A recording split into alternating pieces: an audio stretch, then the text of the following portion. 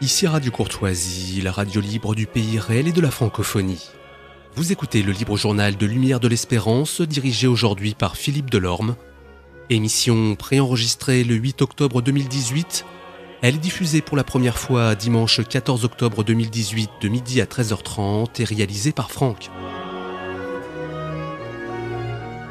N'oubliez pas que Radio Courtoisie est une radio culturelle associative.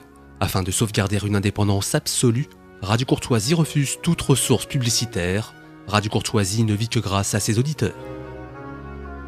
Aidez-nous à demeurer libres. Rendez-vous sur soutenir.radiocourtoisie.fr et accédez à l'ensemble de nos archives à partir de 5 € par an. Vous pouvez également envoyer votre chèque à Radio Courtoisie, 61 boulevard Murat, 75 016, Paris.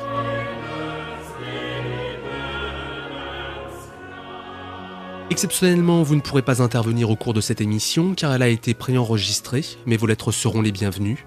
Notez bien notre adresse, Radio Courtoisie, 61 boulevard Murat, 75 016, Paris.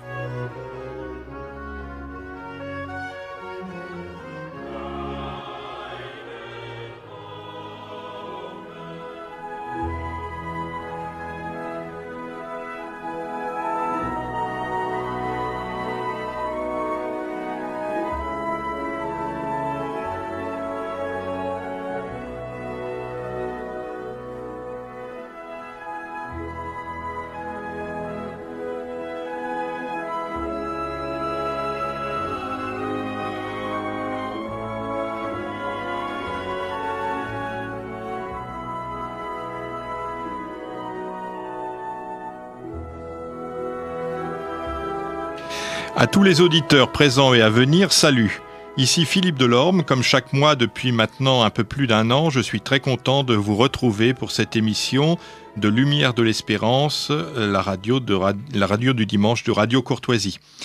Et je vous remercie tous pour votre fidélité et votre écoute attentive.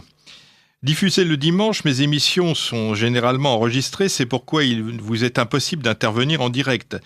N'hésitez donc pas à m'écrire à Radio Courtoisie, 61 boulevard Murat, Paris 16e, ou en utilisant la page contact de mon site personnel, philippedelorme.com. Je me ferai un devoir de répondre aux messages, à condition bien entendu qu'ils soient signés et courtois.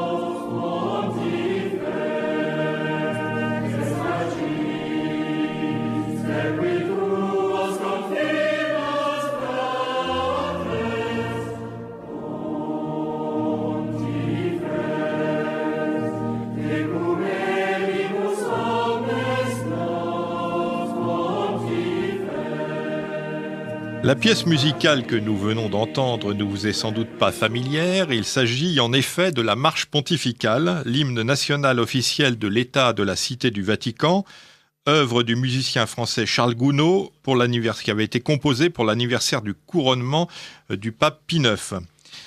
Il a été joué pour la première fois le 11 avril 1869 sur le parvis de la basilique Saint-Pierre, juste avant l'annexion définitive de Rome par l'armée italienne. Il y a un texte italien d'un certain Antonio Allegra, organiste de la basilique, mais il y a aussi, et c'est ce qu'on vient d'entendre, un texte en latin, ce qui est quand même assez rare, hein, une chanson en latin à notre époque, ou un chant ou un hymne en latin, un hymne national du chanoine Raffaello Lavagna de 1918. Au Felix Roma nobilis, sedes es Petri qui Christi vicem gerit, sedes es Petri qui apostolus es pacis, ça veut dire ô heureuse Rome, ô noble et heureuse Rome, tu es le siège de Pierre qui est le vicaire du Christ, et tu es le siège de Pierre qui est l'apôtre de la paix. Et puis ensuite ça continue sur le même ton. Cet hymne officiel ne l'est que depuis 1949 en remplacement de la grande marche triomphale de l'Autrichien Victorin Allmayer, qui donc avait été auparavant l'hymne du Vatican jusqu'en 49, enfin en tout cas jusqu'à l'ouverture de l'année sainte 1950 par le pape Pie XII. Entre-temps, le Vatican avait retrouvé une souveraineté internationale à la suite des accords du Latran de 1929, qui fait du Vatican, de la Cité du Vatican, le plus petit État au monde actuellement, puisque c'est un peu moins de 50 hectares au cœur de Rome. Mais il a tous les attributs de la souveraineté, un drapeau, un service postal, une gendarmerie, une représentation diplomatique, etc. Et donc le pape, rappelons-le, est à la fois donc chef spirituel des catholiques, mais aussi chef d'État. Si j'ai choisi cet hymne aujourd'hui, c'est parce que nous allons évoquer le Vatican, et plus particulièrement les 4 décennies qui viennent de s'écouler. En 1978, en effet, il y a 40 ans, l'Église catholique a connu une période relativement agitée avec la succession de 3 papes en quelques semaines. Je vous rappelle les faits pour les plus jeunes ou pour ceux qui auraient oublié les détails. Le 6 août 1978, le pape Paul VI s'éteint à Castel Gandolfo, sa résidence d'été près de Rome. Un premier conclave se tient alors qui voit l'élection du patriarche de Venise Albino Luciani. Celui-ci prend le nom original de Jean-Paul Ier, nom composé pour la première fois dans l'histoire du Saint-Siège, en l'honneur de ses 2 prédécesseurs, mais aussi d'une basilique de Venise qui est dédiée à Jean et à Paul, aux apôtres Jean et Paul. Coup de théâtre, Jean-Paul Ier, qu'on avait surnommé le pape au sourire, va mourir brutalement après 33 jours de règne seulement, le 28 septembre. Donc, deuxième conclave en octobre qui voit la désignation cette fois du cardinal archevêque de Cracovie, Karol Wojtyła, qui devient lui donc Jean-Paul II. Pour évoquer la grande figure de ce pape qui marquera profondément le dernier quart du XXe siècle, j'ai le plaisir de recevoir Bernard Lecomte, journaliste et éditeur français, ou plus exactement bourguignon, et je le remercie d'avoir bien voulu faire de déplacement aujourd'hui pour venir à Paris. Il a fait des études d'abord de langue, russe et polonais. Votre mère était polonaise et votre père professeur d'arabe littéral, donc déjà les langues étaient un peu dans l'ADN de la famille, je dirais. Ensuite des études à Sciences Po. Vous êtes tourné très tôt vers le journalisme, chef du service étranger du quotidien La Croix, grand reporter à l'Express, rédacteur en chef du Figaro Magazine, puis aujourd'hui chroniqueur radio, télé pour différents médias. Mais entre-temps, vous avez été directeur de la communication pendant 4 ans au Conseil régional de Bourgogne. Et vous êtes aujourd'hui, entre autres choses, président du Club des écrivains de Bourgogne. On vous doit de nombreux livres sur 2 sujets de prédilection qui sont les vôtres, le communisme et l'après-communisme, et puis la papauté, et particulièrement le rôle de Jean-Paul II. Et là, on a le lien entre les 2 sujets, parce que Jean-Paul II ayant eu un rôle éminent dans la chute du communisme après 1989. Enfin, ou avant et après 1989. Alors, quelques titres. La vérité l'emportera toujours sur le mensonge. Comment le pape a vaincu le communiste, la thèse 1991. Donc ça, c'est le premier sujet, la première fois que vous étudiez vraiment ce sujet. Gorbatchev, dans les derniers, les plus récents, hein, Gorbatchev, une biographie chez Perrin en 2014. Les secrets du Kremlin, 2016, toujours chez Perrin. Dictionnaire amoureux des papes, chez Plon 2016, et puis le dernier, donc plusieurs livres sur les papes, Benoît XVI, Jean-Paul II, et le dernier donc qui vient de paraître chez Talandier, qui est Le Monde selon Jean-Paul II, combat, certitude, parole, prophétie, qui est un recueil de textes de Jean-Paul II, donc pas les textes, je dirais, théologiques, mais plutôt des textes sur des sujets d'actualité, des sujets sociaux, etc. Et on y reviendra. On aura tout à l'heure au téléphone Yvon Bertorello qui vient de publier une bande dessinée sur le pape François, mais on commence tout de suite donc avec Bernard Lecomte sur Jean-Paul II. Jean-Paul II, donc recommençons peut-être un peu, revenons peut-être à 1978, parce que cette année des deux conciles, des trois papes, là c'est quand même assez confus peut-être dans l'esprit en tout cas de ceux qui ont moins de 40 ans ou 50 ans, et puis on se souvient plus bien de tous ces événements. Alors donc, quelle avait été la place du futur Jean-Paul II, qui était alors archevêque de Cracovie, au premier concile, celui qui a élu Jean-Paul Ier? Est-ce qu'il était déjà... Premier conclave, pardon. Excusez-moi. Oui, voilà. Karol Wojtyła était, sauf dans quelques cercles précis, était un inconnu pour le grand public. Mais je vais très loin. Il était un inconnu pour le grand public. Il n'était pas très connu non plus en Pologne. Pour une raison toute simple. C'est que la Pologne, à l'époque, était un État communiste. Et vous imaginez bien qu'aucun journal dans un pays communiste ne publiait la moindre photo du moindre évêque. Quand les Polonais ont appris que Karol Wojtyła était devenu pape, je me rappelle très bien ce moment parce que j'étais moi-même à Varsovie. C'était le hasard, j'étais en reportage. Et je me rappelle très bien que les Polonais de Varsovie, évidemment, sont tombés en pamoison, en action de grâce immédiate, en apprenant que le nouveau pape était polonais. Mais ce qui m'a beaucoup frappé, c'est qu'à Varsovie, on savait à peine qui était Karol Wojtyła. Oui, parce qu'il était dans l'autre grande ville, Cracovie. Parce qu'il était à Cracovie, l'ancienne capitale royale de la Pologne. Et donc, même en Pologne, Karol Wojtyła, on ne savait pas bien qui c'était. Alors, pour le reste du monde, n'en parlons pas. Qui connaissait Karol Wojtyła ? Évidemment, les dirigeants de l'Église, ça va de soi, ne serait-ce que parce qu'il avait été très actif à la fin du Concile Vatican II.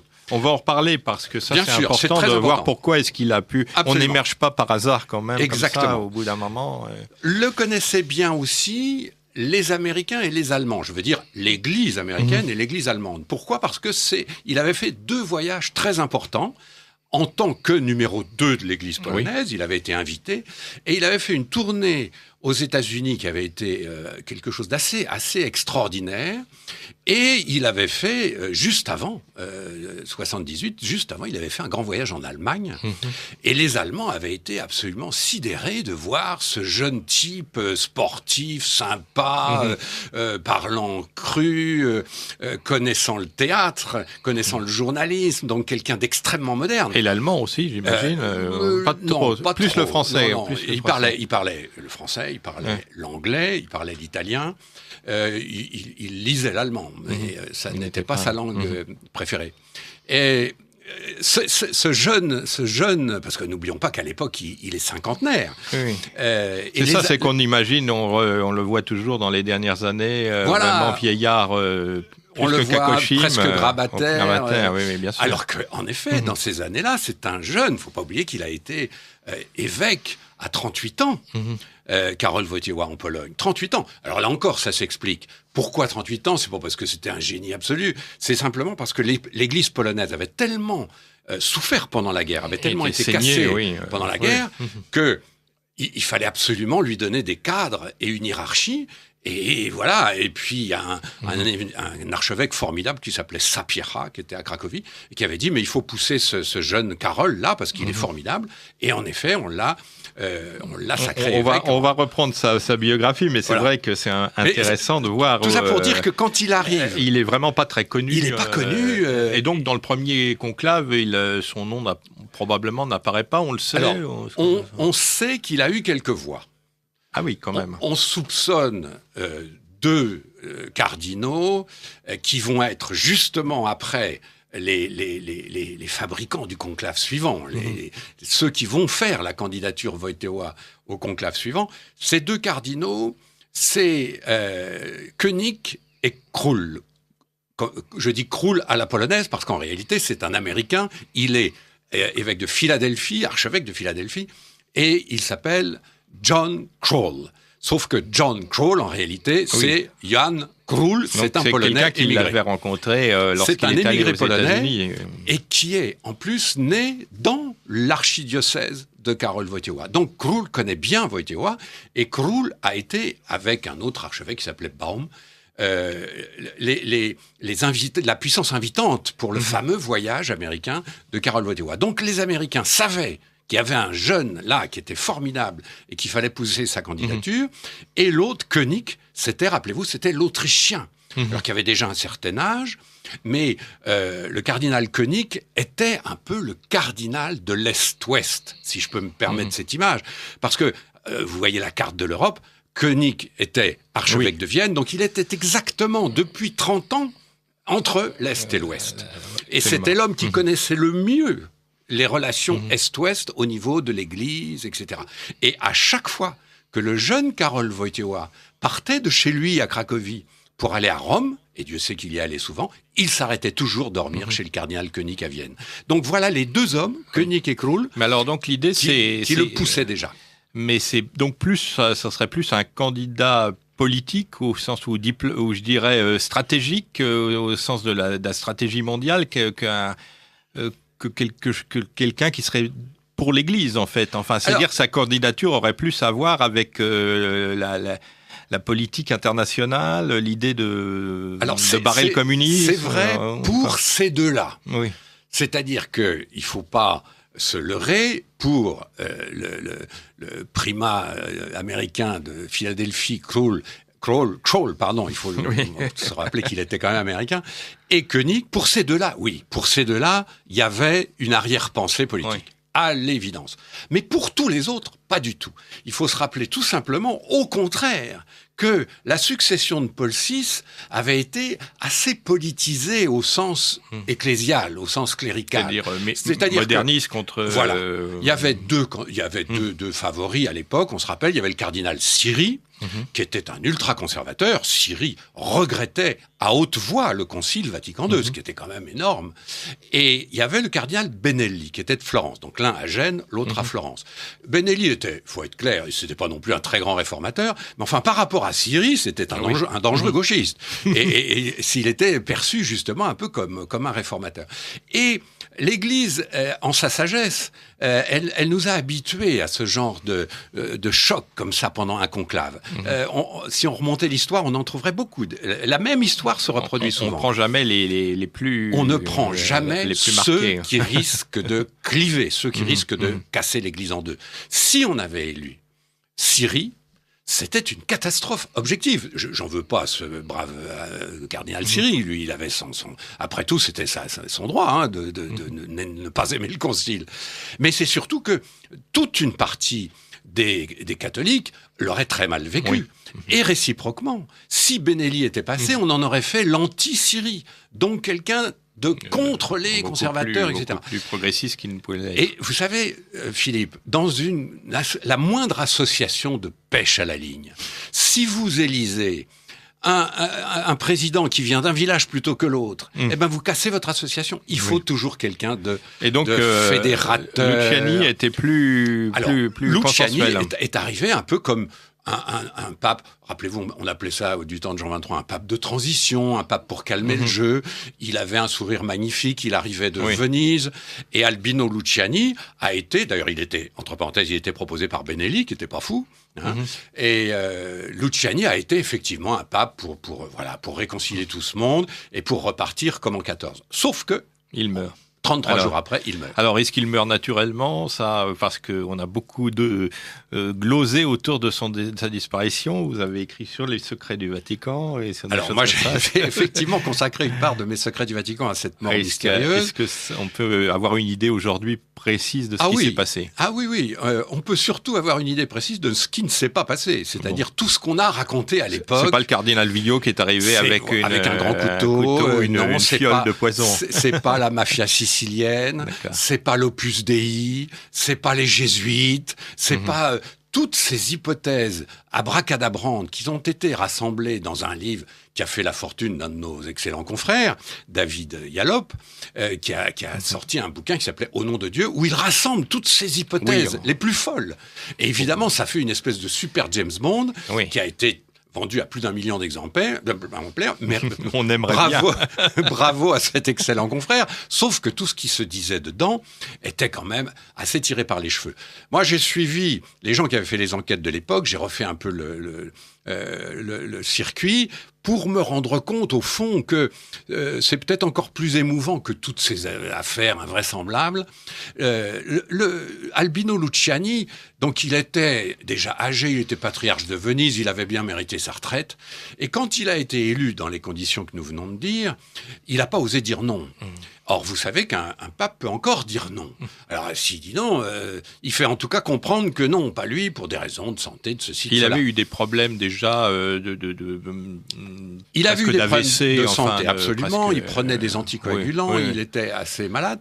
Mais, rappelez-vous, on ne va pas passer l'émission là-dessus, mais c'est quand même intéressant aussi. Nous sommes en plein mois d'août. Donc, le médecin du pape qui vient de prendre sa retraite n'est pas là, et le médecin du futur pape est à Venise, et comme il s'imagine pas une seule seconde que Luciani va être élu pape, lui aussi part en vacances. Et donc, il y a un moment où il n'est pas du tout. Il y a un vide médical complet. Au moment où il est élu, personne ne connaît ses ennuis de santé. Et c'est un peu ça qui va l'achever, c'est-à-dire que il ne supporte pas le stress, d'une part. Parce qu'il faut dire que le métier de pape est un métier épouvantable. Vous vous levez à 5h du matin, prière, petit-déj, premières audiences, etc. Et puis vous vous rendez compte les responsabilités que vous portez tout le temps. Et Luciani n'arrivait pas à se faire aux allers-retours du cardinal Villot, qui était à l'époque le secrétaire d'État, notre compatriote Villot, qui était lyonnais. Et Villot arrivait le matin avec une pile de paraffeur, à midi avec une autre pile de paraffeur, le soir avec encore une pile de paraffeur. Et le nouveau pape, Jean-Paul Ier, disait à ces petites religieuses, mais je comprends rien à tout ça. Il a dit un jour, il prêchait à des enfants, il dit, vous savez les enfants, si j'avais su que je deviendrais pape, j'aurais mieux travaillé à l'école. C'était tout à fait lui, ça. C'était tout à fait lui. D'ailleurs, quand il meurt, il a des dossiers sur son lit. Alors qu'est-ce qu'on va pas dire de ces dossiers? Mais en réalité, il lisait encore. Vous savez, l'histoire, elle est très simple. Luciani s'est dit à chaque fois qu'il avait eu tort de dire non, que c'était une erreur, que c'était une erreur de casting du Saint-Esprit, si vous me permettez l'image, et qu'il n'aurait pas dû être pape, et que lui, il faisait pas le poids, il n'était pas au niveau. Un jour, il dit même à ces petites religieuses qui le servaient, il faut que Dieu me rappelle, et il faut qu'il nomme, comment c'est cet étranger là, straniero, il dit. Et il pense à Wojtyła, il pense au Polonais avec qui il a dîné, qu'il a trouvé très sympathique. Et lui-même, Luciani, là, il y a un petit signe de la Providence quelque part. Il dit, il faut que Dieu me rappelle et qu'il nomme. Donc finalement, peut-être que la Providence ou le Saint-Esprit, comme on dit, ad augusta per angusta, on va aux choses augustes par des voies détournées, mais peut-être qu'il était là pour préparer la voie de Jean-Paul II, qui n'aurait pas été élu du premier coup, de toute manière. Non, parce que c'était allé trop loin. Il fallait qu'il y ait cette transition. Choc. Car ça a été un choc immense pour l'Église, qu'un pape meure au bout de 33 jours. On se rappelle d'ailleurs tous, plus ou moins, quelqu'un nous disant « Tiens, le pape est mort », et nous répondant « Mais non, il vient d'être élu ». Oui, c'était effectivement très étonnant. Et d'ailleurs, Wojtyła à Cracovie, c'est ce qui lui est arrivé aussi. Il y a quelqu'un qui lui dit « Le pape est mort », il lui dit « Mais tu es fou ». Et le deuxième conclave, donc celui qui a lieu en octobre, du coup, parce que le temps de préparer, etc., c'est en octobre qu'a lieu le second conclave. Et là, on commence à chuchoter le nom de Wojtyła parce qu'il a eu quelques voix, parce qu'entre-temps, on en a parlé. Et petit à petit, c'est là où mes deux cardinaux, Kroll et Koenig, font la campagne. Campagne entre guillemets, on n'est pas dans une élection politique, hein.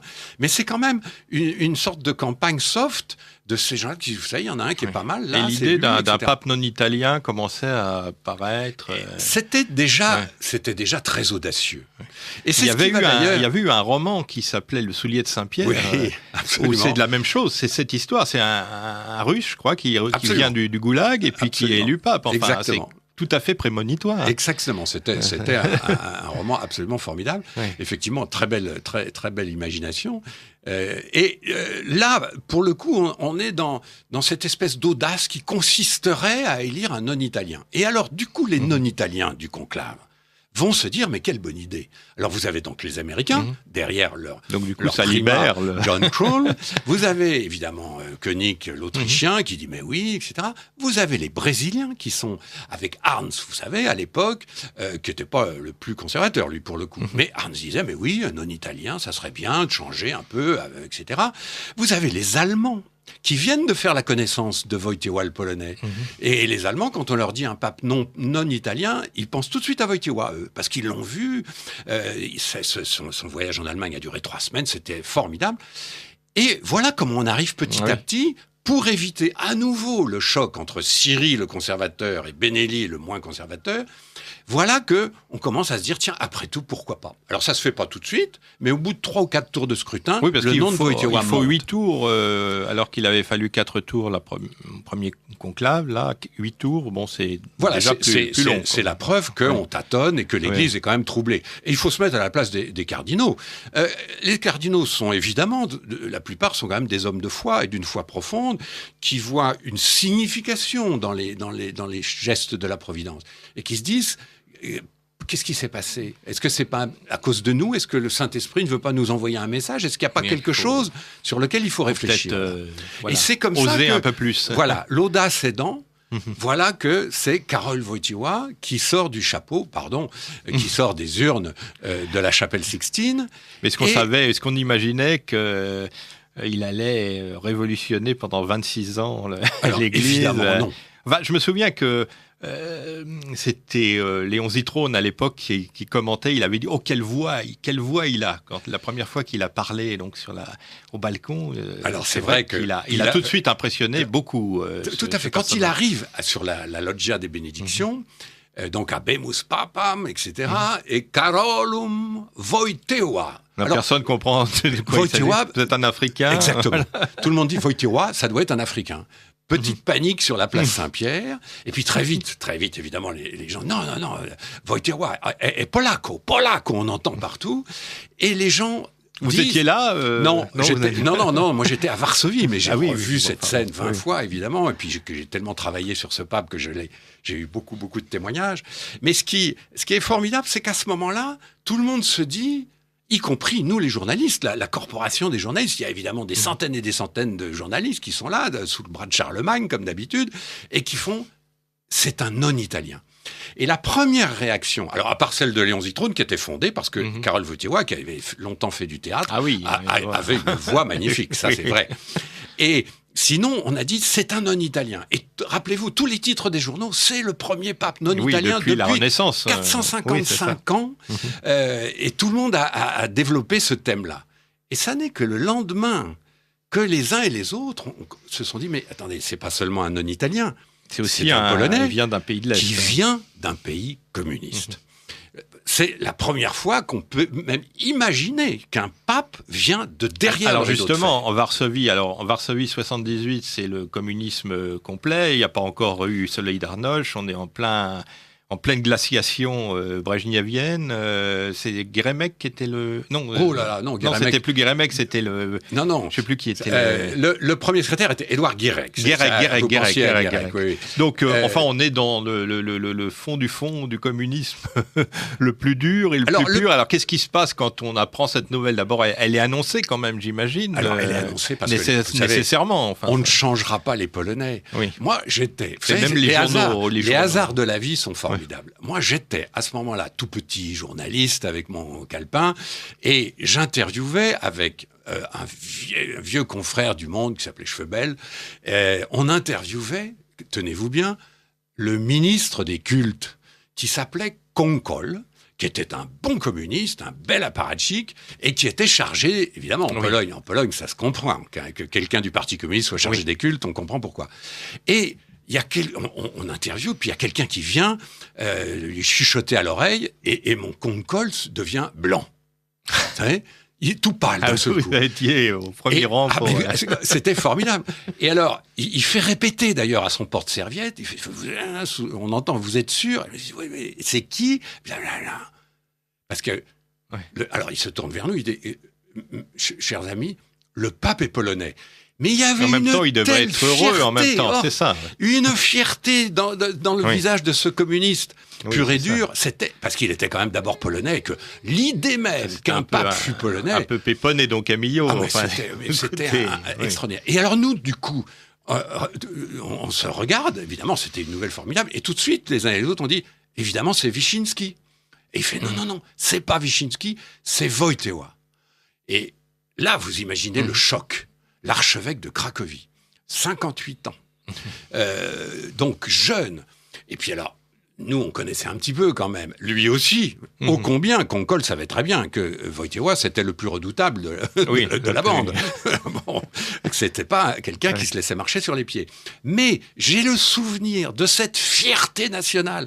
Tous les communistes étaient heureux parce que le pape était polonais. Ils ont été un peu piégés finalement par ça. C'est-à-dire qu'ils étaient à la fois nationalistes et en même temps ils ont été piégés d'abord par ça, vous avez raison. Et puis parce que la Pologne de l'époque, elle avait une certaine fierté à être un peu, comme on disait à l'époque, la baraque la plus gaie du camp socialiste. C'est-à-dire, c'était les promoteurs de la détente à l'époque. Vous vous souvenez, on était passé de la guerre froide à la coexistence pacifique, et là, c'était la détente depuis les fameux accords d'Helsinki en 75. Et la Pologne voulait être le champion de la détente. Ce qui vous explique quelque chose sur le plan historique, c'est très important. C'est pas du tout un détail. Quand le tout nouveau pape Jean-Paul II prend ses fonctions, il dit tout de suite à son entourage « je vais retourner en Pologne ». Tout le monde dit « oh là là, ces Polonais, ils sont quand même incorrigibles ». Bon. Et il sait ce qu'il fait, Jean-Paul II. Et il dit « voilà, je vais aller en Pologne pour le 600e anniversaire de Saint-Stanisław ». Je ne sais pas ce qu'il on ne pouvait pas lui interdire. Est-ce qu'on pouvait l'interdire? C'était ça la question. C'est que sur le moment, quand les Soviétiques ont appris qu'il y avait ça, les Soviétiques, c'est-à-dire à l'époque M. Brejnev, a téléphoné directement à Guérec, on le sait ça, en disant il n'en est pas question. Et Guérec a répondu mais nous sommes le pays de la détente en Europe, or il a encore son passeport polonais. Comment peut-on dire non à un citoyen polonais, même s'il est devenu pape? Et Brejnev dit débrouillez-vous. Et on sait d'ailleurs que, parce qu'on a retrouvé des textes, Brejnev après va envoyer, au nom du Politburo, au Politburo polonais en disant dites qu'il est malade, inventez des problèmes de santé, mais arrêtez ça.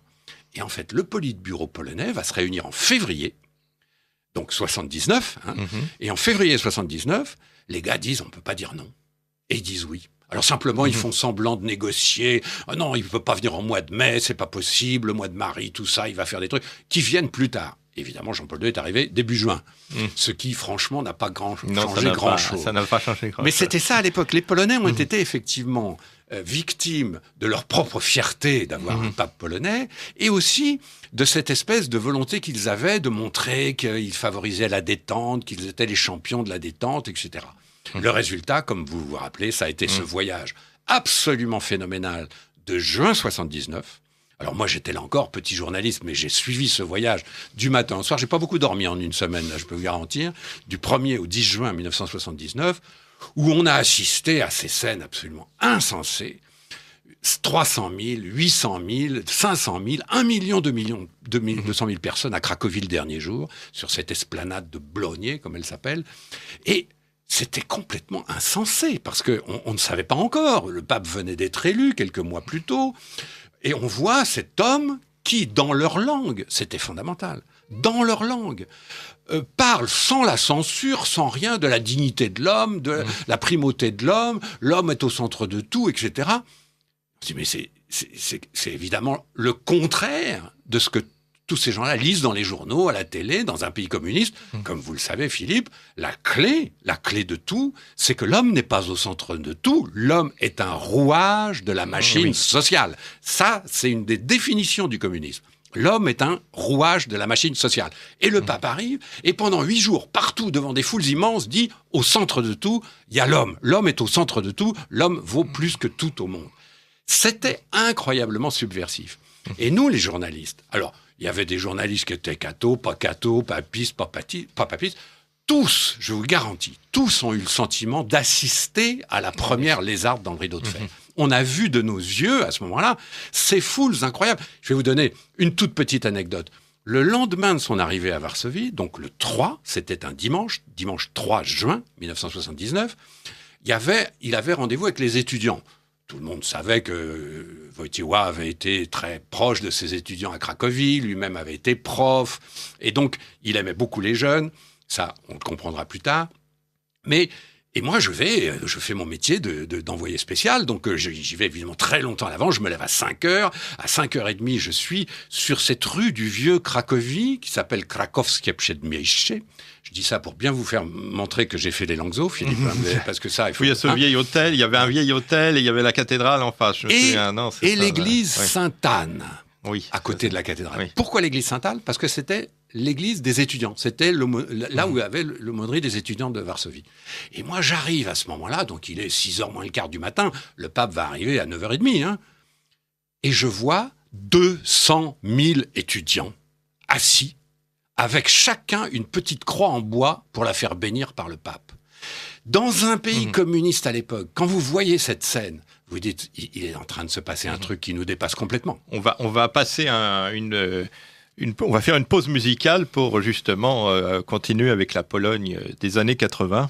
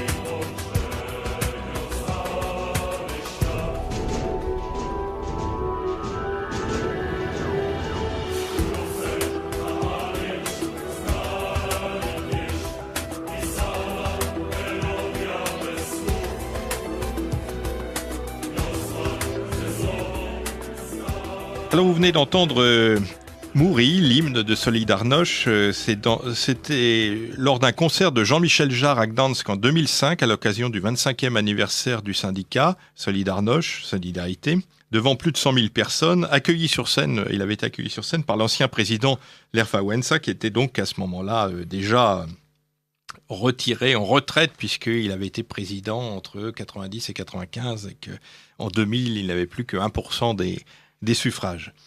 Cet hymne reprend un chant espagnol de Luis Llach contre le franquisme, qui a donc été réadapté pour la Pologne.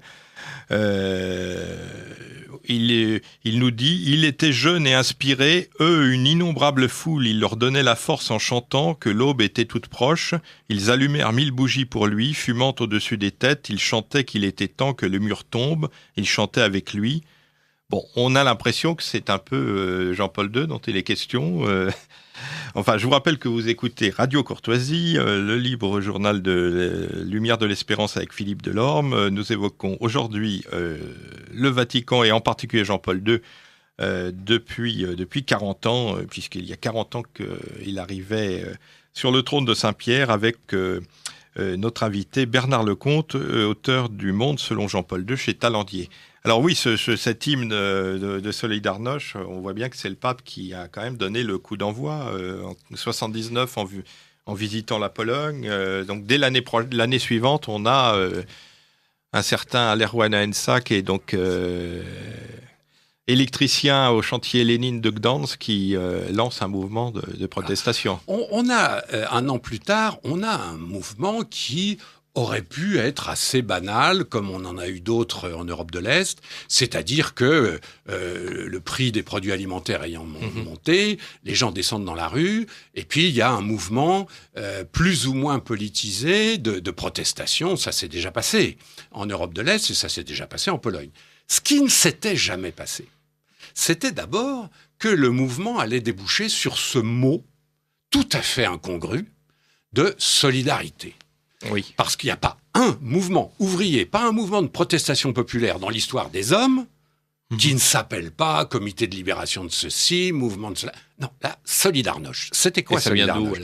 Eh bien, ça vient d'un mouvement étudiant à Cracovie qui s'était constitué en 1977, donc 3 ans avant, lorsqu'un étudiant s'était fait tabasser à mort par la police. Il s'appelait Pias. Ça a été un gros événement à Cracovie.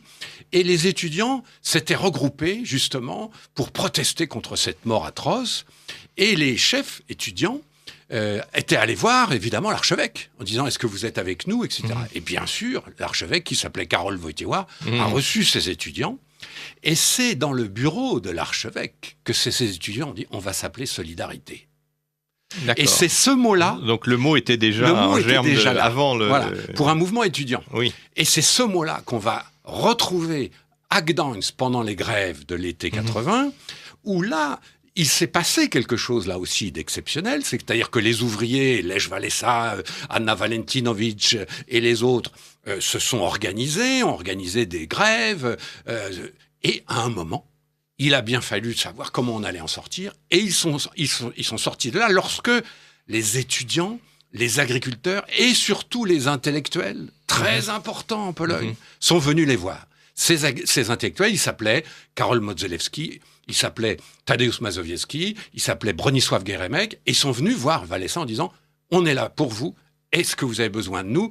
Qu'est-ce que vous attendez ?» C'est mai 68 à l'envers, où les pseudo-étudiants vont aller voir les ouvriers. Et c'était incarner ce qui va être la solidarité, la fameuse solidarité. Pourquoi j'insiste là-dessus ? Pourquoi c'est tellement important ? Parce que la solidarité, c'est quoi ? C'est un lien entre les hommes, c'est un lien horizontal entre les hommes. Il n'y a rien de plus subversif dans une société communiste qui est organisée exactement à l'inverse, du haut en bas. La société communiste, c'est le parti qui représente les travailleurs de là-haut tout en haut, et ces ordres qui descendent comme ça et auxquels on doit obéir. La solidarité, c'est l'inverse. Étonnez-vous, Philippe, que l'un de ces intellectuels soit, 10 ans après, appelé à devenir le premier chef du gouvernement de la Pologne non communiste. C'est Tadeusz Mazowiecki. Or, savez-vous ce qu'il faisait, Tadeusz Mazowiecki, à l'époque ? Il dirigeait une revue qui s'appelait Więcz. C'est quoi Więcz en polonais ? C'est le lien. C'est justement ça. Oui. C'est le lien horizontal entre les hommes. Et contre ce court-circuiter lien, en quelque sorte le système. Lorsque les hommes ont ce lien horizontal entre eux, plus personne ne peut rien contre eux. Ça a été ça l'immense démonstration. Alors revenons au pape. Vous dites dans votre préface que le pape avait une Weltanschauung, c'est-à-dire une conception du monde, pour utiliser le terme philosophique allemand, qui était qui est laquelle alors, qui est anti-marxiste, mais en même temps anticapitaliste. Voilà, parce qu'on a aussi ces théories de la libération en Amérique du Sud. Voilà. Alors, comment est-ce qu'il arrive à se situer? J'allais dire ni l'un ni l'autre. Voilà, comment il se situait par rapport à tout ça? La conception du monde de Jean-Paul II ne sera anti-marxiste ou anticapitaliste ou anti-libéral à un moment. C'est assez clair. Le libéralisme, au sens idéologique, évidemment, il s'agit pas de... il n'a jamais critiqué le droit de propriété ou la société de marché. Donc, le libéralisme au sens social, enfin de moral aussi, peut-être. Au sens moral, au sens... l'organisation des... Disons, dans le langage d'aujourd'hui, il faudrait parler de l'ultralibéralisme, si vous voulez. Mais incontestablement, le pape, après la chute du mur de Berlin et après l'effondrement du communisme, va s'étendre plusieurs fois sur justement la critique du libéralisme, la critique du capitalisme. C'est simple d'ailleurs, vous savez, il a fait une encyclique en 1991 qui justement fait le point sur le communisme est à terre, comment il faut comprendre tout ça. Et il explique ça. Il explique que le communisme s'est effondré parce que le communisme n'était pas au service de l'homme. C'est ça la clé. La clé de la conception du monde de Wojtyła, c'est ça. Le communisme n'avait pas fait... Mais le capitalisme non plus ne l'est pas. Exactement. Et c'est la fin... L'homme est aussi un instrument... Et c'est la fin de cette encyclique dont je vous parle, qui s'appelle Centesimus Annus, qui est un des plus beaux textes de Wojtyła, de Jean-Paul II. Et à la fin de Centesimus Annus, le pape dit, mais si le libéralisme, à son tour, oublie de mettre l'homme au cœur de sa préoccupation, il lui arrivera la même chose. Parce que l'idée, c'est finalement la même. C'est l'homme est un producteur-consommateur, donc aussi bien dans les deux... Et d'abord, évidemment, c'est Jean-Paul II qui parle. D'abord, l'homme est la créature de Dieu. L'homme est ce qu'il y a de plus précieux au monde, parce qu'il est créature de Dieu, parce que Dieu a choisi de faire de l'homme son interlocuteur. S'il a envoyé... En tant qu'homme, son propre fils sur Terre, c'est parce que l'homme a une place particulière dans le cosmos, dans la création. Et tout vient de là. Quand on relit tous ces textes de Jean-Paul II, on est frappé de voir à quel point il est extrêmement concret et que systématiquement, partout, tout le temps, c'est la primauté de l'homme. La primauté de l'homme. Du premier jour de son pontificat, je dirais juste... Dans les textes que vous publiez, dans son premier texte déjà, enfin dans ses premiers... Rappelez-vous, sa première encyclique, c'est Redemptor Hominis. C'est une encyclique qui porte sur les droits de l'homme. Donc on est en 1979, 10 ans avant la chute du mur de Berlin. Et voilà que le pape consacre son premier texte important aux droits de l'homme. Vous vous rendez compte? La responsabilité de l'homme, la primauté de l'homme, la dignité de l'homme. On ne touche pas à la dignité de l'homme. Voilà le message principal de Jean-Paul II. Mais vous vous rendez compte à quel point, à l'époque, pour les pays de l'Est, c'est insupportable pour les dirigeants communistes de dire tout ça. Or, Jean-Paul II va expliquer un jour à je ne sais plus quel ami qu'il a écrite, cette encyclique, directement de sa main et en polonais. Il dit, c'est sorti tout seul. Il a dit. Oui, ça faisait tellement longtemps que je pensais tout ça, que ça, c'est mon premier texte, ma première encyclique, c'est ça. C'est l'encyclique pour les droits de l'homme. Mais vous vous rendez compte ce que ça veut dire pour la suite? Parce que les références de l'époque, des dissidents, tout ça, les accords de Helsinki, tout ça, c'était bien gentil. Mais d'un seul coup, on avait ce pape polonais... Il cristallise, en fait, il catalyse toutes ces énergies qui étaient un peu... Et qui donne une espèce de catalogue politique et social pour les années qui suivent. Il ajoute un mot qu'il ne faut surtout pas oublier parce que sinon on raterait peut-être l'essentiel. Rappelez-vous, Philippe, ce mot qui va être le plus important de ces 10 ans, c'est lorsque le pape est intronisé, donc on est en octobre 78, c'est le dimanche 20 octobre si ma mémoire est bonne, et là il a ce cri, ce pape polonais, il a ce cri « N'ayez pas peur ». Il faut toujours avoir ce « n'ayez pas peur » en tête. Pourquoi? Il l'a redit à Paris d'ailleurs quand il est venu l'année suivante. Je me souviens au Parc des Princes où j'étais. Plusieurs fois. Pourquoi c'était tellement important? Parce que ce « n'ayez pas peur », bien sûr, on l'a compris à ce moment-là. On n'avait pas la science infuse. Moi, je ne comprenais pas tout à l'époque. Tout ça, je l'ai compris après. Mais « n'ayez pas peur », ça s'adressait évidemment au monde entier, dans ce monde qui est tiraillé par la bombe atomique, par la famine, par le tiers-monde, etc. N'ayez pas peur, ça s'adressait aux hommes. C'est à la fois personnel, à titre personnel, spirituel, mais en même temps, c'était un message politique. Et alors voilà, mais ce message politique, il s'est adressé donc aux hommes de son temps, c'était « n'ayez pas peur » en général, aux catholiques, qui sortaient d'une époque difficile, parce que c'était la fin du Concile, mai 68, etc. L'Église catholique n'était pas en bon état à cette époque. Et il dit aux catholiques « n'ayez pas peur ». Mais il y a évidemment une troisième cible, qu'à l'époque on n'a pas vue, mais qui était absolument essentielle. C'était les communautés catholiques, Pologne, Slovaquie, Slovénie, Ukraine occidentale, Lituanie, Hongrie, toutes ces communautés catholiques... Il parlait aussi pour sa paroisse, en fait. Oui, mais sa paroisse, ces communautés-là, oui. Elles vivaient dans un régime de terreur. Ça s'appelait comme ça. C'est pas que il n'y avait pas des massacres tous les jours. Surtout en Pologne, où on arrivait à peu près à non, mais enfin, vivoter. On était sous l'emprise d'une police politique. Et quand le pape dit à tous ces gens-là, n'ayez pas peur, croyez-moi, tous ces gens-là comprennent. Et c'est là que les Lituaniens, les Hongrois, les Slovaques vont dire, mais ce pape, il est des nôtres. Il nous comprend, il nous parle. C'est pour ça que ça va être tellement important dans la suite. Alors avant de continuer avec Jean-Paul II, on va parler un petit peu du pape François et on va passer une petite musique pour appeler entre-temps notre interlocuteur Yvon Bertorello pour parler de François.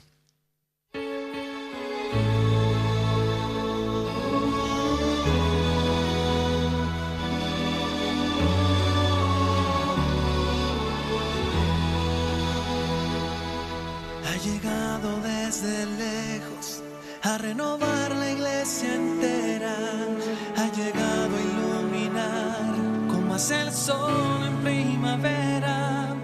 Todos fueron a buscarle al fin del mundo, dijo él, con sencillez en sus palabras, suplicó nuestra oración. Francisco es, Francisco es el nombre que eligió para ser nuestro pastor. Francisco es, Francisco es, humilde siervo del Señor, nueva esperanza nos alegra el corazón.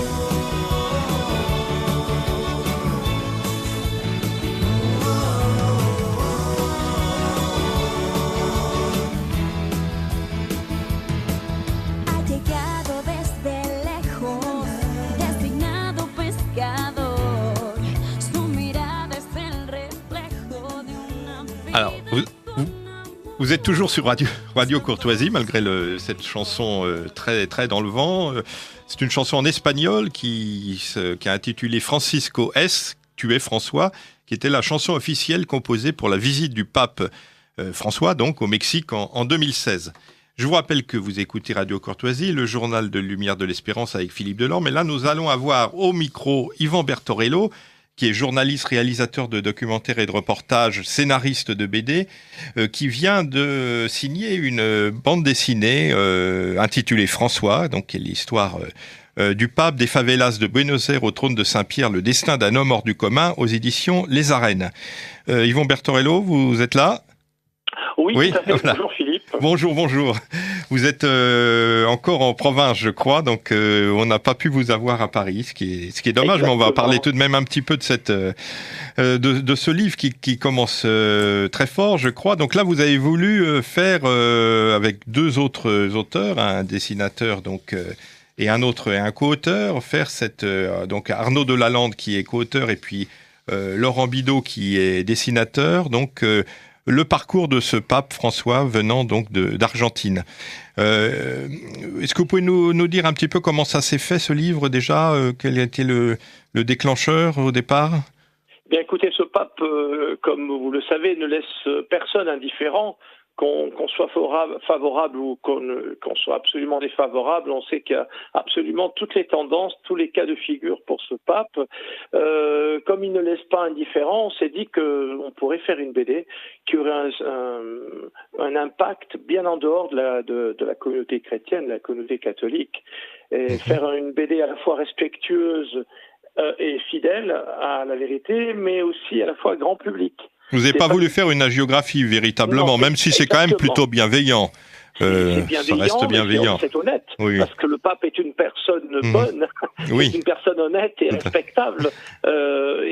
objectivement, même si on n'est pas croyant. Donc, je vois pas ce qu'on aurait pu dire de réellement mauvais sur ce pape, si ce n'est c'est un homme, il a des défauts, il a un parcours particulier, il est né à un endroit, à une époque spéciale, et nous, on a essayé de retracer son parcours assez exceptionnel. Donc vous le suivez depuis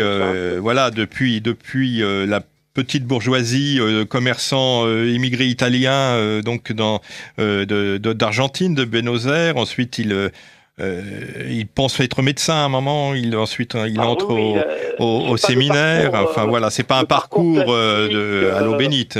Oui. Voilà, d'un jeune homme qui est dans une bonne famille catholique et qui rentre au séminaire, qui fait des études. Non, c'est un parcours un peu moins classique qu'un autre. Bien qu'il est né dans une famille tout à fait catholique et fervente, il n'y a pas de doute là-dessus. Mais notre BD n'est pas chronologique, comme vous le. Non, parce qu'en fait, vous passez à travers le personnage de Guillermo Karcher, qui est donc un proche du pape, qui raconte un peu le conclave, en fait. Exactement. Voilà. Monseigneur Karcher est un prélat du Vatican. Il n'est pas évêque, il est monseigneur et il travaille à la secrétariat d'État. Et il se trouve que ce prélat connaît le pape depuis bien longtemps. Il a connu à Buenos Aires, donc c'est un homme de confiance. Et on s'est dit que parler de ce pape à travers le regard de Karcher, de Monseigneur Karcher, ce serait assez inventif. Oui, puis ça permet de faire des allées et venues entre le conclave et puis les épisodes de sa vie, donc c'est plus vivant qu'une espèce de chronologie un peu barbare. C'est un récit contemporain qui est tout à fait historique, véridique, avec des flashbacks sans arrêt. On fait des allers-retours entre le Vatican, la papauté, puis l'Argentine. L'Argentine. Alors justement, on est avec Bernard Lecomte là, qui a écrit un bouquin récemment, enfin un de ses nombreux livres, mais le dernier sur Jean-Paul II. Et donc on s'interrogeait un peu sur la conception du monde de Jean-Paul II, justement entre marxisme et libéralisme, ni marxiste ni libéral, justement. On se pose un peu la même question avec François, avec Bergoglio, parce que l'Argentine, entre la théorie de la libération, les marxistes, et puis à côté de ça, la dictature, Videla, le péronisme, enfin voilà, est-ce qu'on peut faire un parallèle entre les deux personnages ? Autant pour Wojtyla, on savait très bien qu'il était ni libéral ni communiste. Autant pour Bergoglio, la question est un peu plus nuancée. On sait que ce pape n'est pas du tout marxiste, contrairement à ce qu'on a lu dans des revues malveillantes. On a tout dit. On a dit qu'il était marxiste. Voilà. On a dit qu'il était favorable à la dictature. On a dit un peu tout. Non, mais disons qu'il insiste davantage que peut-être que ses prédécesseurs, un peu à l'image de Jean XXIII, sur la doctrine sociale de l'Église, et plus seulement en théorie et dans des documents, des actas, mais dans la vie quotidienne et pratique. Et il essaie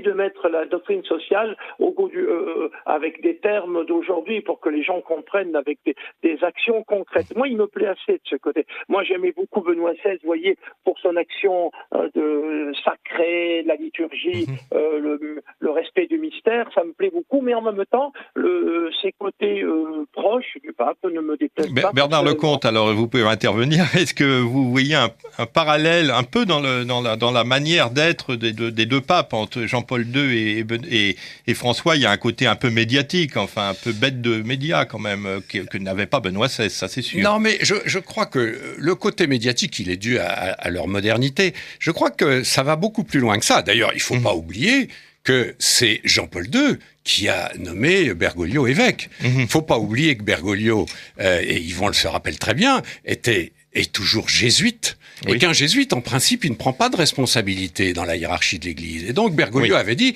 bah non, moi je suis jésuite, et le pape lui avait dit, sauf que les jésuites jure fidélité au pape, donc vous allez m'obéir. Et pourquoi je raconte cette petite anecdote ? C'est simplement pour montrer que la filiation entre les deux papes, elle est déjà là. C'est-à-dire que dans l'Argentine de l'époque, c'était pas simple, l'Argentine de l'époque. Oui, il y avait une dictature aussi, qui n'était pas communiste, mais qui était Jean-Paul aussi... II avait besoin de gens comme Bergoglio, et c'est Jean-Paul II qui va en plus le nommer à Buenos Aires.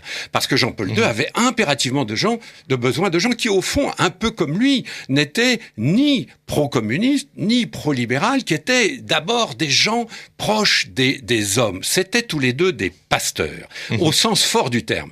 Vous savez, la banlieue de Cracovie, dans laquelle l'archevêque Wojtyła a officié, et la banlieue de Buenos Aires, dans laquelle Bergoglio a fait ses classes, il y a un point commun, c'est les hommes, c'est les pauvres, c'est les hommes fragiles, et c'est la société de demain, finalement. Voilà où ces deux hommes se retrouvent. Bon, Yvon Bertorello, merci. Je crois qu'on va arrêter parce que c'est toujours un peu compliqué au téléphone. En tout cas, votre bande dessinée là est vraiment très bien faite. Je crois qu'elle s'adresse à la fois aux grands adolescents, aux adultes, catholiques ou pas.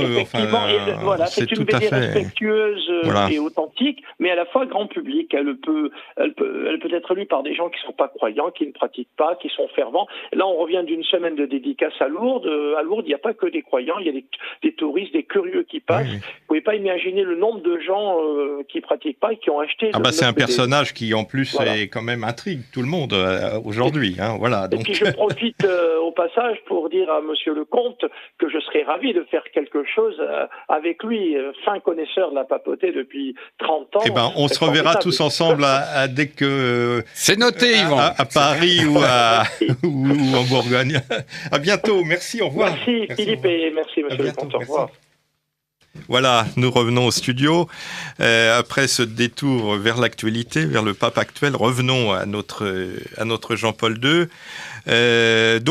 Son rôle dans la chute du communisme, on vient de le voir. Est-ce qu'il était finalement heureux de ce qui s'est passé après le communisme ?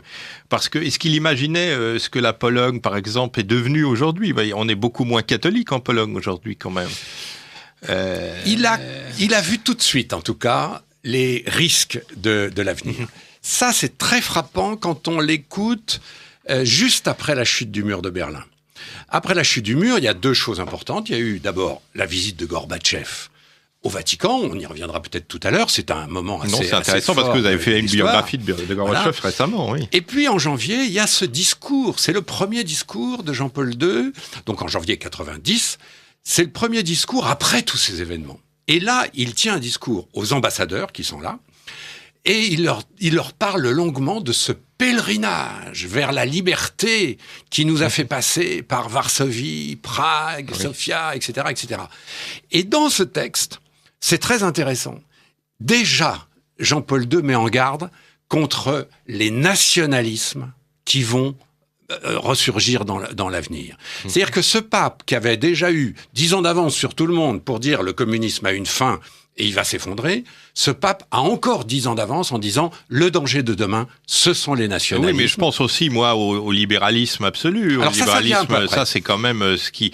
Ça vient un peu après, vous savez, la première fois qu'il a théorisé ça, c'est en 93, donc 2 ans après la fin de l'URSS, quand il visite avec beaucoup d'émotion. Là aussi, j'y étais, à ce moment-là, j'étais pour l'Express, et je me souviens très bien, les pays baltes. Oui. Ça a été un voyage incroyable, parce que nous étions en Union soviétique. Les pays baltes avaient été soviétiques jusqu'en 91. Donc on était dans ces pays qui étaient en train de revivre. Et je me souviens, l'émotion de Jean-Paul II et du peuple, notamment en Lituanie, ça a été fou. Et c'est là, en 93, que Jean-Paul II, pour la première fois, a fait un discours, justement, disant « Attention, si on a quitter le communisme pour tomber dans les bras du marché, du consumérisme, de l'homme esclave, des produits, de l'argent, etc., alors franchement, c'était pas la peine. Je résume, c'est pas lui qui parle comme ça. Oui. Mais c'était ça son propos. Mais c'est un peu ce qui est arrivé quand même. Et c'est exactement ce qui est arrivé. En Pologne, en Russie aussi, mais en même temps, en Russie, il y a une espèce de volonté oui, c'est un peu différent.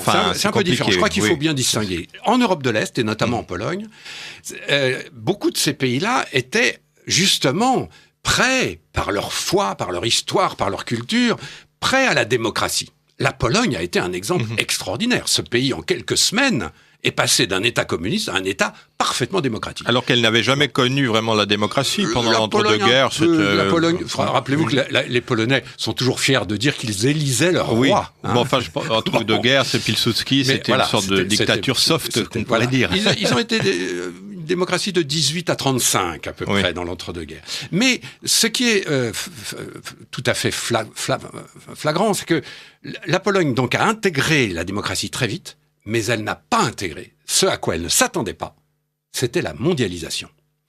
La démocratie, oui, tout de suite, parlement, élection, président, cour de justice, et même la démocratie sociale et économique, l'impôt plus juste, etc. Ils ont fait quelque chose d'extraordinaire, les Polonais. Les Hongrois aussi, d'ailleurs, il faut être juste. Les Tchèques, pas mal non plus. Ces pays-là ont vraiment fait un travail exceptionnel. C'est d'ailleurs, entre parenthèses, si vous me le permettez, Philippe, un peu parce que nous n'avons pas jugé tout ça à sa juste valeur, qu'aujourd'hui, ils nous font un peu la gueule. Et ils n'ont pas complètement tort, pour être tout à fait clair. Je ferme la parenthèse. Oui. Ces pays-là ont fait des efforts énormes. Mais là où ils ne s'attendaient pas à une telle surprise, c'est la mondialisation. La mondialisation, c'était quoi pour eux ? C'était l'ouverture culturelle, économique, de tout ce qui va dans le monde, c'est-à-dire Coca-Cola, c'est-à-dire la bagnole, c'est-à-dire la consommation, c'est-à-dire tout ce qui faisait que la foi elle-même se retrouvait un petit peu poussée dans le coin. Tous ces jeunes Polonais, comme ces jeunes Tchèques, ces jeunes Hongrois, dans les années 90, ils avaient surtout envie de se payer des McDo, d'acheter une mobilette et de boire du Coca-Cola. Et est-ce que d'ailleurs, pour aller même plus loin, est-ce que le fait de pratiquer la religion catholique à l'époque du communisme, c'était pas une manière plus de protestation politique que vraiment spirituelle, enfin que d'affirmation spirituelle? C'était, pour être que les juste, églises étaient pleines en pleine semaine, voilà. Je me souviens, c'était quand même étonnant. C'était un peu les deux. On ne peut pas non plus, il faut faire attention, parce que bien sûr, c'était une forme de réaction nationale, donc politique. Mais il ne faut pas non plus leur retirer la profondeur de leur foi. C'est un pays où la foi, c'était pas rien. Moi, je me souviens, mes premiers reportages en Pologne, j'étais quand même vraiment sidéré de voir à quel point la foi catholique imprégnait la plupart de des villages, des villes, des communautés, des gens que je rencontrais. Et on ne peut pas leur retirer l'authenticité de cette foi. Ça n'était pas seulement un moyen d'exister contre l'occupant soviétique. C'était aussi une façon de vivre leur histoire. Faut oublier que le baptême de la Pologne, c'est 966. Eux aussi, ils ont 1000 ans. Il y avait le pèlerinage de Częstochowa, etc. Częstochowa qui vaut bien celui de Lourdes. Où les jeunes allaient à pied. Bien sûr. À la fin, l'archevêque de Cracovie y allait à vélo avec des jeunes. Wojtyła racontait qu'à la fin, il y allait à vélo. Mais en même temps, est-ce que les mœurs n'étaient pas déjà parce que le communisme, par exemple, je pense à l'avortement, était autorisé à l'époque communiste, et donc il y avait déjà quand même un décalage entre cette affirmation de foi catholique et puis peut-être une manière d'être déjà à l'époque communiste, non ? Parce que ces pays n'ont pas été figés dans l'occupation par l'armée rouge en 1945. Ils ont vécu, ils ont avancé, et avec des lois, en effet, plutôt laïques, plutôt évidemment pas du tout chrétiennes, c'est clair, mais ces sociétés ont avancé quand même. C'est-à-dire que sur le plan culturel, sur le plan de l'enseignement, par exemple, il n'y a pas grand-chose à leur reprocher. Effectivement, tous les petits citoyens de ces pays communistes ont tous été très bien élevés. Alors, il leur manquait quelques dimensions dans leur enseignement, on le sait, mais blague à part, vous aviez au fin fond de la Russie des paysannes qui lisaient en effet Victor Hugo. Ça existait. Demandez à André Makin, l'académicien, il vous racontera. Oui, puis par exemple, je me souviens qu'en Pologne, on pouvait aller au théâtre ou à l'opéra presque gratuitement. Enfin, c'était souvent, vous savez, c'est étonnant. Moi, ça m'a fait frapper quand j'étais jeune journaliste. Je voyais que les jeunes Russes ou les jeunes Polonais ou les jeunes Tchèques connaissaient souvent les auteurs français mieux que nous. Alors, pas tous les auteurs français, évidemment. C'était pas Bernanos. Plutôt Zola, C'était Zola, c'était Victor Hugo. Mais c'était impressionnant, ce côté-là. Donc, ce que je veux dire, c'est que quand Wojtyła arrive au fait que ces pays-là se retrouvent autonomes, responsables, bien sûr, il sait les dérives dans lesquelles il risque de partir, notamment la dérive économique, libérale et consumériste. Et là, il va être effectivement très sévère pour cette société, finalement, une société moderne. C'est ni positif ni négatif, c'est tout simplement la société moderne telle qu'elle commence à envahir tout ce continent. Et certains pays ont résisté, d'autres moins. Les Polonais ont résisté pas mal. Il faut dire qu'encore aujourd'hui, rappelez-vous les JMJ à Cracovie, vous savez, encore aujourd'hui, vous voyez que moi j'étais cet été à Sopot, dans le nord de la Pologne, le dimanche, sur la plage devant l'église, personne ne peut entrer dans l'église tellement elle est pleine. Oui, c'est quand même... On voit, et pourtant c'est une station balnéaire à la mode. Non, la Pologne est loin d'avoir connu la déchristianisation que nous avons connue, ou que les Espagnols ont connue dans ces 15 dernières années. Les Italiens aussi. Où là, ce sont des mouvements incroyables. Non, la Pologne résiste. Pour combien de temps, on ne le sait pas. Probablement, le souvenir de ce pape les aura aidés, parce que ce pape était un athlète complet de la théologie, de la philosophie et de la politique. Et donc, il leur a donné des armes, justement. Mais, j'insiste là-dessus, il ne s'attendait pas à ce que la mondialisation soit aussi envahissante. Et alors, parlons de la France peut-être, parce que s'il s'intéressait à la Pologne, il s'intéressait beaucoup à la France. Il avait été... D'ailleurs, au séminaire belge de Rome, je crois, c'est là qu'il avait appris le français. Enfin, il parlait un français tout à fait courant et correct, presque sans disons, faute. correct. Sans faute, enfin pratiquement, mais je sais que les Slaves ont des facilités linguistiques. Il faut être juste. Benoît XVI parlait le français beaucoup mieux que lui. Oui, Benoît XVI était un intellectuel incroyable, de très très haut niveau. Presque sans accent. Vous vous rappelez cette conférence au Bernardin qu'il avait faite en 2008. Tout le monde était complètement sidéré. C'est un peu comme Otto de Habsbourg. Enfin, c'est le même genre de personnage. Sauf qu'Otto de Habsbourg, on comprend qu'il avait une mère française. Il avait des circonstances qui expliquaient ça.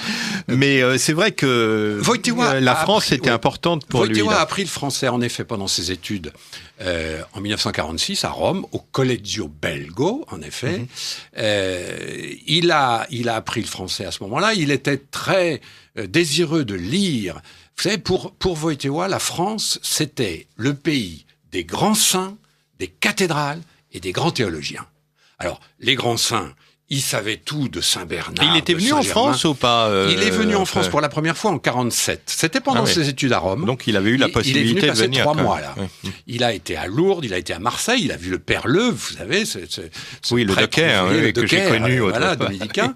Il a été très marqué par ça. Il a connu la Joque. Il est allé à Lourdes, donc, et puis il est remonté ensuite en Belgique et il a passé quelque temps dans une paroisse belge. Et donc là, il parlait bien le français. Quand il est passé à Paris, il était au collège irlandais, là, rue de la Montagne Sainte-Geneviève, juste à côté de la rue de la Montagne Sainte-Geneviève, vous savez, derrière le Panthéon. Et donc, il connaissait pas mal. Mais encore une fois, pour lui, c'était les grands saints. On se rappelle que sa devise, Totus tuus Maria, c'était Saint Louis-Marie de Grignon de Montfort, un grand prédicateur vendéen du XVIIIe siècle. Il faut quand même aller le chercher, celui-là. Oui. Ça dénote une certaine connaissance de la culture religieuse française. Les cathédrales, parce que pour lui, c'était les cathédrales et les grands monastères. Cluny, Cîteaux, Notre-Dame, tout ça, c'était pour lui le pic, l'apogée de l'Europe chrétienne. Qui avait essaimé d'ailleurs jusqu'en Pologne. Évidemment, bien sûr, il y avait les cisterciens sont allés bien sûr jusqu'en Pologne. Et puis, troisièmement, c'était important, les théologiens. Le jeune Karol Wojtyła, le jeune évêque de Cracovie, au moment du concile, a été complètement séduit par tous ces théologiens vous savez, les de Lubac, Congar, tout ça, tous ces types qui avaient un peu la connaissance des choses, pendant que les évêques, eux, négociaient, imaginaient, etc. Et Wojtyła était très très surpris et il a découvert un peu justement la profondeur des théologiens. Alors il n'y avait pas que des Français, il y avait des Allemands, il y avait des Belges. Mais pour lui, la France, c'était ça. C'était les grands saints, les cathédrales et les grands théologiens. Il avait pour la France, si vous me le permettez Philippe, il avait pour la France une vision un peu idéalisée. En réalité. Et donc, quand il est arrivé, il a vu que c'était peut-être pas tout à fait ça. Alors, c'est pour ça qu'il lui a semoncé, en quelque sorte, les Français. C'est ça, mais il y avait une logique. Vous savez, quand il est en 47, quand il va à Marseille, il découvre un peu la déchristianisation, notamment du monde ouvrier. Justement, le Père Leuve lui montre ça. Et il est très impressionné, parce que pour lui, la France est un pays catholique, un peu comme pour nous, la Pologne est un pays évidemment catholique. Et il se rend compte que non, que l'Église de France et la fille aînée de l'Église a complètement raté le monde ouvrier, pour être tout à fait clair. On est en 47 à l'époque. Il n'y a pas encore l'expérience des prêtres ouvriers, etc. Et donc, il découvre ça. Quand il rentre à Cracovie, il fait déjà partie de cette petite équipe de dissidents, appelons-les comme ça, qui édite un journal qui s'appelle le Tygodnik Powszechny, qui est un journal chrétien, catholique, affirmé, et il fait un article dans ce journal sur la France, qui s'appelle France Pays de Mission. Car il a été tout à fait bouleversé par ça. Cette idée que la France pouvait être terre de mission, ça c'est un truc qu'il n'avait jamais réalisé. À la mission de France, Et ça a été, voilà. à ce Et moment-là. c'est exactement ce qui va expliquer son attitude en 1980 quand il arrive pour la première fois. Il est pape, il arrive en France. Il voit que les évêques de France sont pas chauds. Il arrive, ça m'a été raconté par le cardinal Etchegaray, qui était avec lui dans l'hélicoptère. L'hélicoptère l'amène, vous savez, au Bourget. Oui, Il y avait c'est la là qu'il a promesse du fait ce Bourget. discours. Il pleuvait d'ailleurs, je Il crois. pleuvait, et il arrive avec, dans son hélicoptère comme ça, et juste en face de lui, il y a Etchegaray, évidemment, Etchegaray au nom de la conférence épiscopale de France.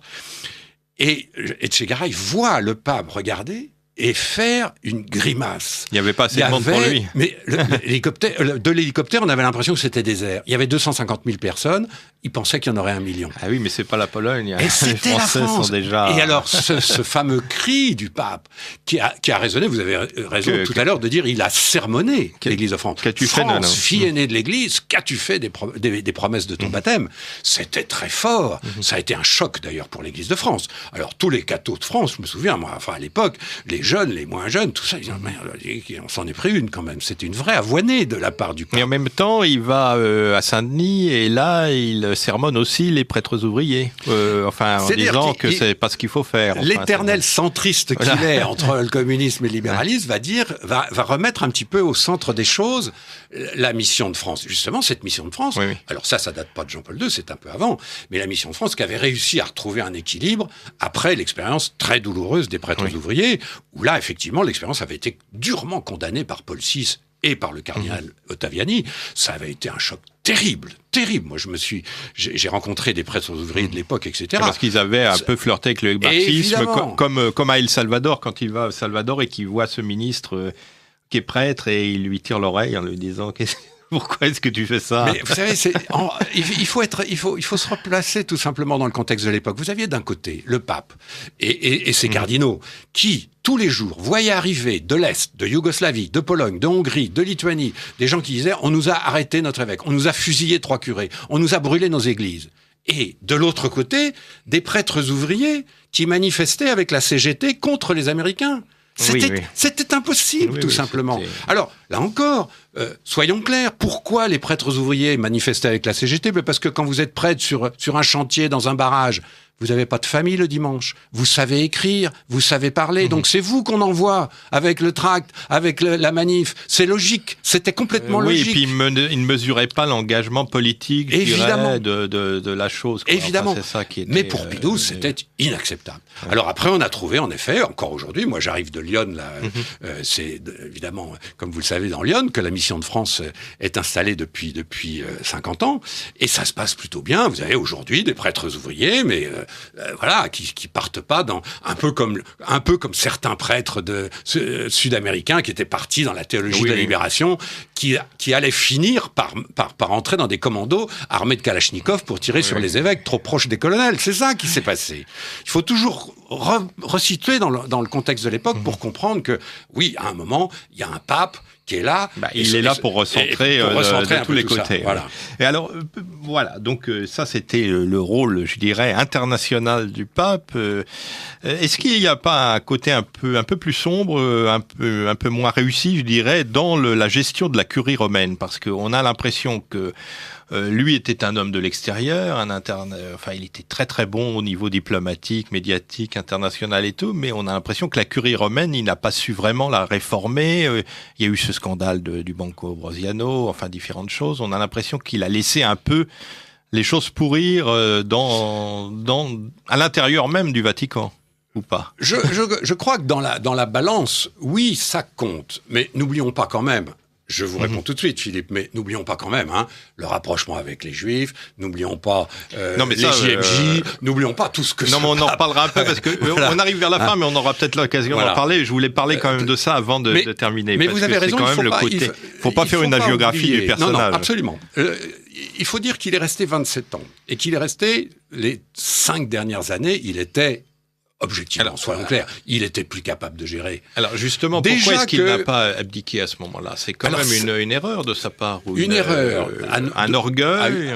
Une erreur pour nous aujourd'hui, parce que il s'est passé entre-temps quelque chose de tout à fait extraordinaire, c'est que Benoît XVI, le pape, dont on disait justement le pape, le vieux pape conservateur, etc., a modernisé d'un seul coup cette Église en disant, voilà, quand un pape n'est plus capable, il démissionne et basta. Mais il n'a pas osé, en fait. Avant, ça se faisait pas.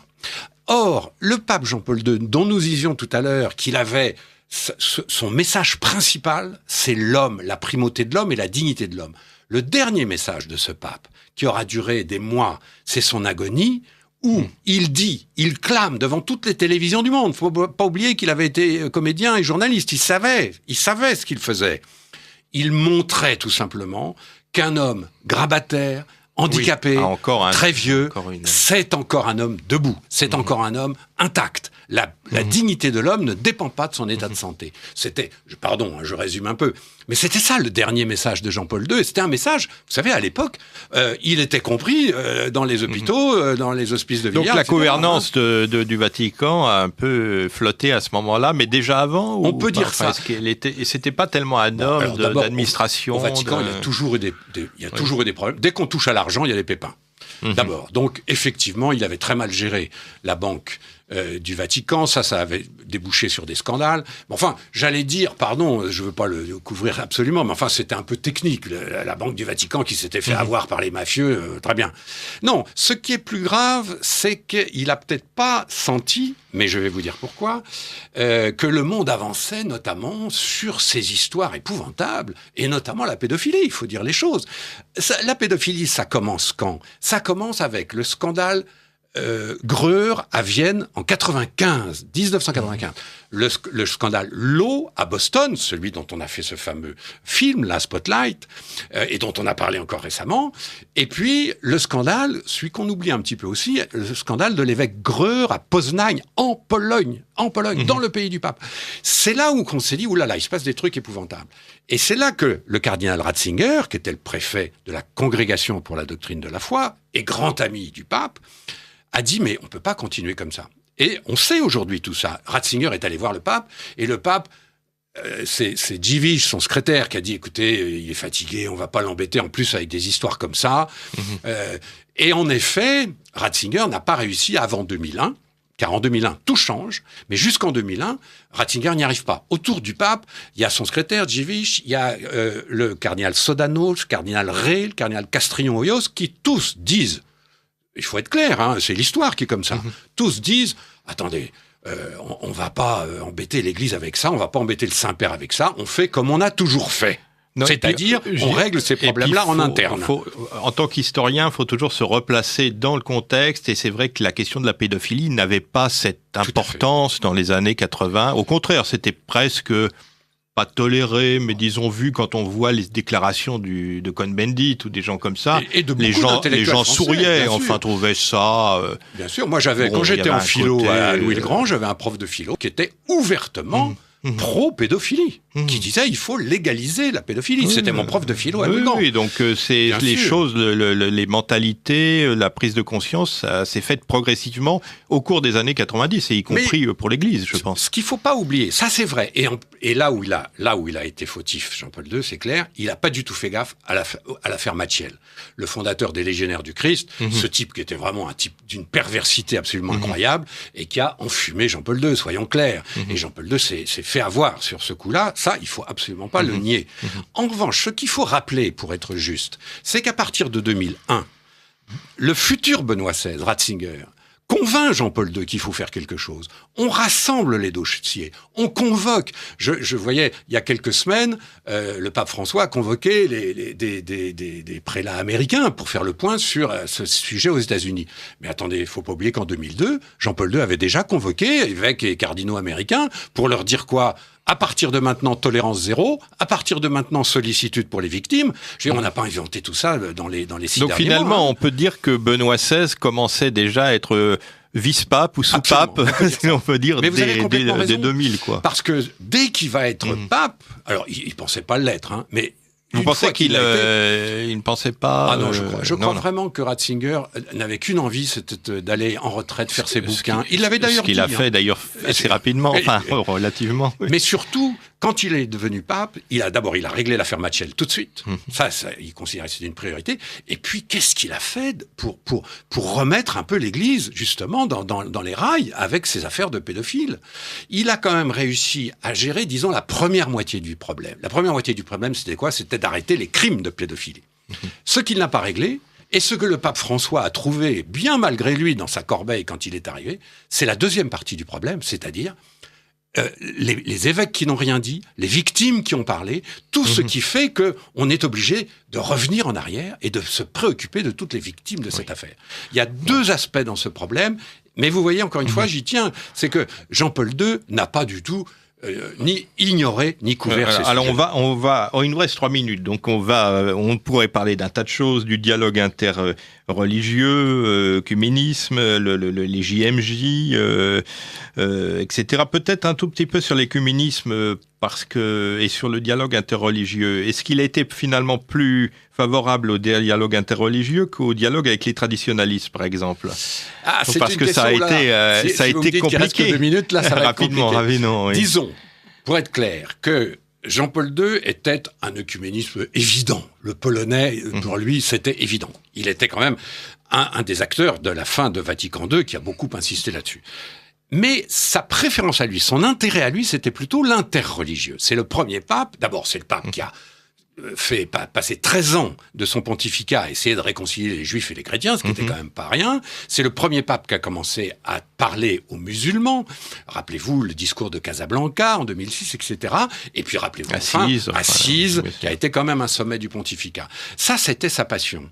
Et puis, il y a quelque chose. Je crois qu'on ne peut pas terminer notre émission, Philippe, sans rappeler ce qui a été l'instinct le plus formidable de Jean-Paul II. C'est la jeunesse. C'est les JMJ. En 84, il a cette intuition formidable de rassembler la jeunesse du monde. N'oublions jamais qu'à l'époque, l'Église catholique avait perdu le lien avec la jeunesse du monde. Il y avait eu mai 68 dans beaucoup d'autres pays que la France, c'était pas seulement Saint-Germain-des-Prés. Il y avait eu les suites du Concile, il y avait une déchristianisation, une sécularisation rampante partout. Et Jean-Paul II est le pape qui d'un seul coup a réconcilié l'Église avec la jeunesse du monde. Et 30 ans après, c'est encore vrai. Rappelez-vous, quand Benoît XVI est allé à Madrid, 1,5 million de jeunes à Madrid, mais d'où sortaient-ils? Et quand le pape François est allé à Rio, 3 millions de jeunes à Copacabana, mais ça, c'est l'héritage de Jean-Paul II. Alors voilà, très bien. Alors on termine sur cette note d'espoir et puis sur l'éternelle jeunesse de l'Église qui, après 2000 ans, est encore très très très très jeune. À très bientôt. Merci Bernard Lecomte et puis je vous dis à dans 4 semaines pour une nouvelle émission. Au revoir.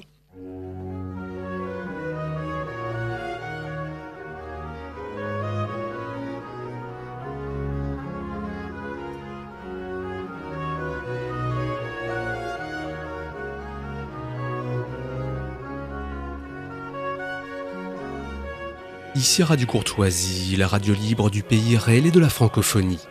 Vous venez d'entendre le libre journal de Lumière de l'Espérance, dirigé aujourd'hui par Philippe Delorme. Émission préenregistrée le 8 octobre 2018. Elle est diffusée pour la première fois dimanche 14 octobre 2018 de midi à 13h30 et réalisée par Franck. N'oubliez pas que Radio Courtoisie est une radio culturelle associative. Afin de sauvegarder une indépendance absolue, Radio Courtoisie refuse toute ressource publicitaire. Radio Courtoisie ne vit que grâce à ses auditeurs. Aidez-nous à demeurer libres. Rendez-vous sur soutenir.radiocourtoisie.fr et accédez à l'ensemble de nos archives à partir de 5 € par an. Vous pouvez également envoyer votre chèque à Radio Courtoisie, 61 boulevard Murat, 75 016, Paris. Si vous le désirez, nous pouvons vous faire parvenir un enregistrement de ce libre journal. Commandez le CD-ROM pour le prix franc de port de 9 € ou 6 €